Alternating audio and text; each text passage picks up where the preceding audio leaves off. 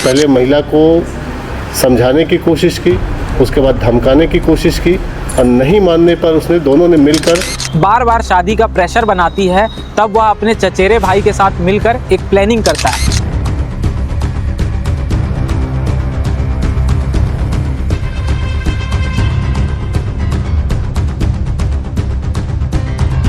Multiple जगह से बांधने के उपरांत शव में चारों तरफ से साड़ियाँ लपेटी गई थी और साड़ियों के ऊपर पत्थर रख कर उसको बोरी में भरा गया था।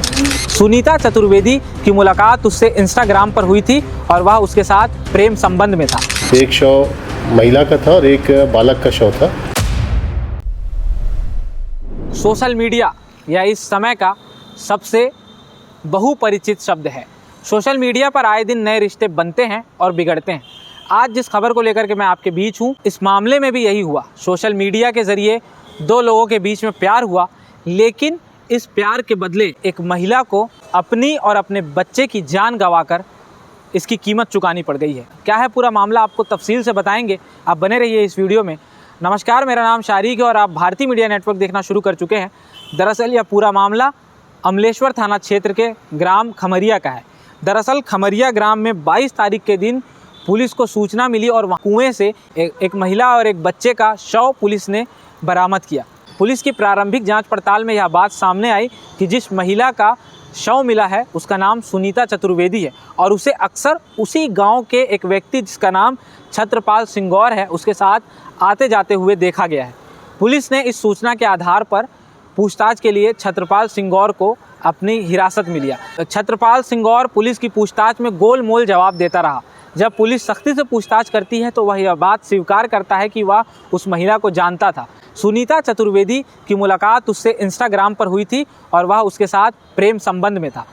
दरअसल सुनीता चतुर्वेदी रायपुर की रहने वाली थी, जिसके पति का देहांत हो चुका था। वह अपने एक बच्चे के साथ मायके में रहती थी। इन दोनों की दोस्ती इंस्टाग्राम के ज़रिए हुई। पहली बार मुलाकात महादेव घाट पर हुई।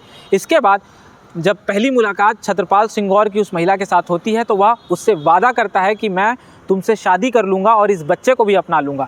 महिला उस युवक की बातों में आ जाती है और दोनों के बीच प्रेम संबंध शुरू हो जाता है। इसके बाद छत्रपाल सिंगौर और महिला का मिलना जुलना जारी रहता है। कई बार छत्रपाल सिंगौर महिला के साथ शारीरिक संबंध भी बनाता है, लेकिन जब महिला उससे शादी की बात करती है तो वह पीछे हटता है, अर्थात उसे टालता है। कभी कहता है 1 महीने बाद कर लूँगा, कभी कहता है 2 महीने बाद कर लूँगा। मृतक यानी कि सुनीता चतुर्वेदी जब छत्रपाल सिंगौर पर बार बार शादी का प्रेशर बनाती है, तब वह अपने चचेरे भाई के साथ मिलकर एक प्लानिंग करता है। वह अपने चचेरे भाई से कहता है कि यह महिला मुझे बार बार मेरे घर आने की धमकी दे रही है। बार बार वह कहती है कि मैं अपने बच्चे के साथ तुम्हारे घर आ जाऊँगी, तो इसे मुझे रास्ते से हटाना है। फिर यह दोनों भाई मिलकर प्लानिंग करते हैं।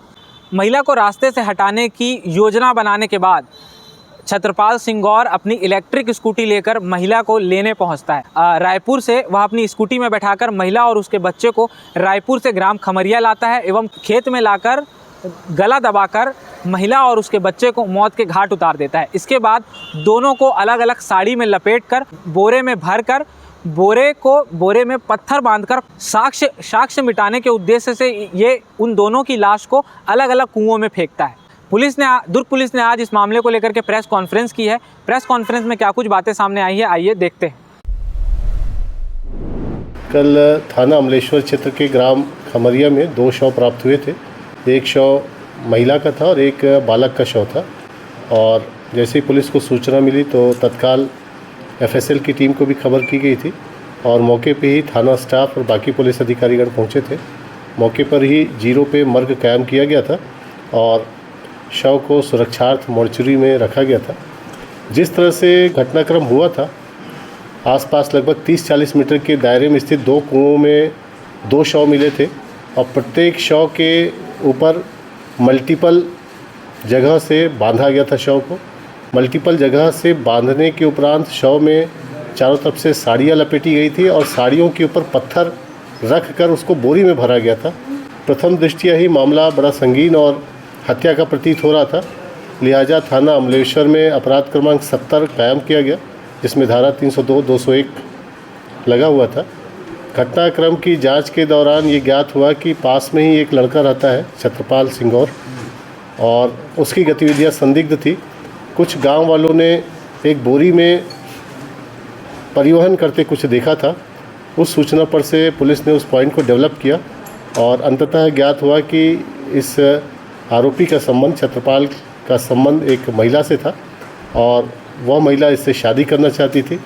हाल में ही छत्रपाल ने अप्रैल माह में शादी कर ली थी, लिहाजा महिला उसके घर आने के लिए जिद पे अड़ी हुई थी और इसी बात को लेकर दोनों में विवाद हो रहा था।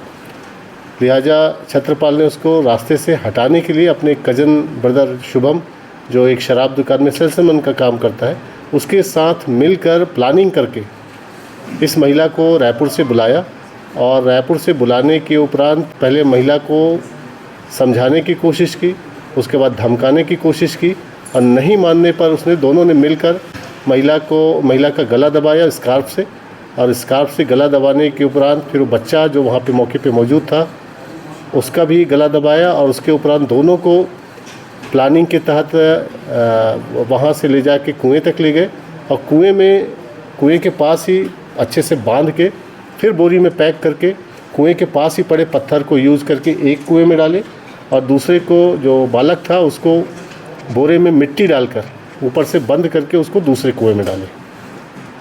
तो इस तरह से पूरी घटनाक्रम को लगभग 24 घंटे के अंदर पुलिस को सुलझाने में मदद मिली। सर, जो आरोपी है उसका महिला से संबंध कब से था और किस प्रकार से जान पहचान हुई थी? महिला से पिछले 1.5-2 साल से संपर्क था और ये दोस्ती हुई थी इंस्टाग्राम के जरिए। पहले बातचीत हुई और फिर आना जाना शुरू हुआ और फिर संबंध बन गए थे। जो ये लोग जो हत्या किए ये भी कोई प्लानिंग मतलब किसी यूट्यूब से सीख थे या फिर इन लोग आपस में बैठ के तय किए कैसे मारेंगे क्या है? देखिए, ये जो मुख्यतः छत्रपाल है वो काफ़ी परेशान हो गया था और परेशान होने के कारण जब इसकी शादी हो रही थी तो महिला बार बार इसको फ़ोन करती थी, तो उसने अपने छोटे भाई का नंबर दे दिया था जो कजिन भाई शुभम था और इस दौरान महिला की शुभम से भी बातचीत होने लगी थी।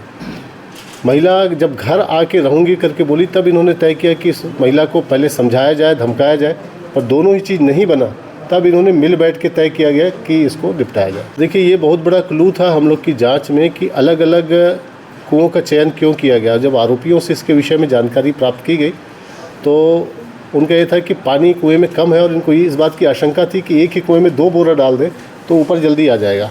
लिहाजा वो 2 अलग अलग जगहों पे उन्होंने शव को डंप किया था। दोनों रहने वाले कहाँ थे? दोनों ग्राम खमरिया के ही रहने वाले हैं। लगभग रोड के उस पार उसका घर है, लगभग 40-50 मीटर के आसपास है उनका घर।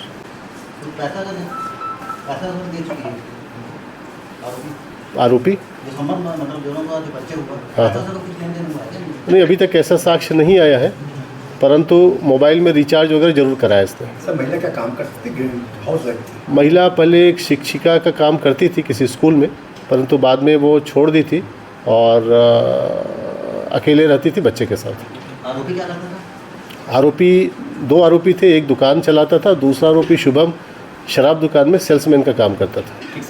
सर, क्योंकि ऐसी बात आ रही है कि महिला डिवोर्सी थी, तो कितने समय पहले उनका तलाक हुआ था, कुछ जानकारी? अब ये विवेचना का विषय है। महिला अभी तो अपने बच्चे के साथ अकेले ही रहती थी। महिला को इन लोग वहाँ बुलाए थे? हाँ, महिला को बुलाया गया था। उनका ये था कि महिला को डरा धमका के चुप करा दिया जाए, लेकिन महिला जहाँ पे बुलाया गया था वहाँ बहुत ज़ोर से हल्ला करने लगी थी और इनके दिमाग में था ही कि अगर कुछ ऐसा होगा तो महिला को रास्ते से हटाएंगे करके, और उन्होंने घटना किया। घटना का टाइमिंग क्या था? घटना रात में लगभग 9:30 से 12 बजे की भी सारी चीज़ें हुई है और 1 बजे के आसपास इन्होंने महिला को डंप किया था। सर, 19 तारीख को 10 बजे से महिला लापता थी, तो घटना कब पारित की गई है? 19 तारीख की है या? ये घटना बुधवार की रात में, बुधवार और गुरुवार की दरमियानी रात को घटना हुई है।